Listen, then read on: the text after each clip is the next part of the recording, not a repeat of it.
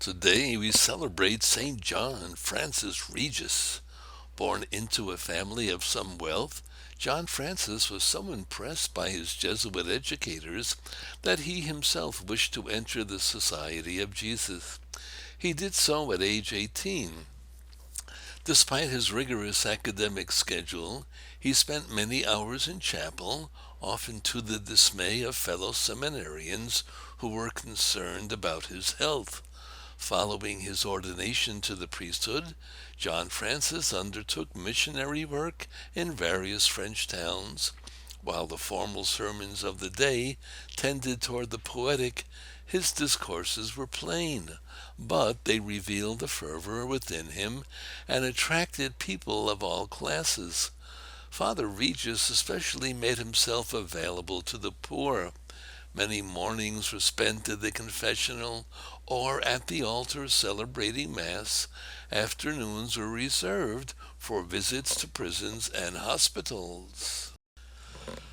The Bishop of Viviers, observing the success of Father Regis in communicating with people, sought to draw on his many gifts, especially needed during the prolonged civil and religious strife then rampant throughout France. With many prelates absent and priests negligent, the people had been deprived of the sacraments for 20 years or more. Various forms of Protestantism were thriving in some cases, while a general indifference toward religion was evident in other instances.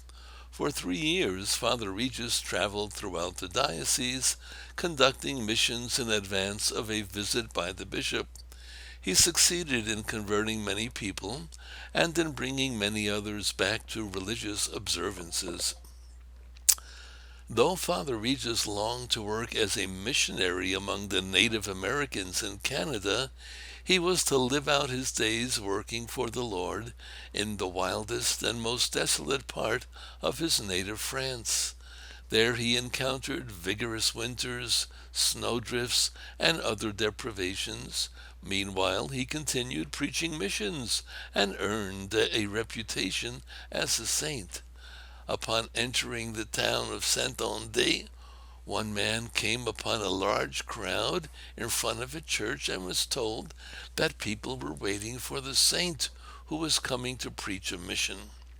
The last 4 years of his life were spent preaching and organizing social services, especially for prisoners, the sick, and the poor. In the autumn of 1640, Father Regis sensed that his days were coming to a conclusion. He settled some of his affairs and prepared for the end by continuing to do what he did so well, speaking to the people about the God who loved them. On December 31st, he spent most of the day with his eyes on the crucifix. That evening he died. His final words were, "Into thy hands I commend my spirit." He was canonized in 1737. John longed to travel to the New World and become a missionary to the Native Americans, but he was called instead to work among his own compatriots. Unlike many famous preachers, he isn't remembered for golden-tongued oratory. What people who listened to him heard was his own fervent faith, and it had a powerful effect on them. We can recall homilists who impressed us for the same reason. More importantly for us, we can also remember ordinary people, neighbors and friends, whose faith and goodness touched us and brought us to deeper faith. That is the calling most of us must follow.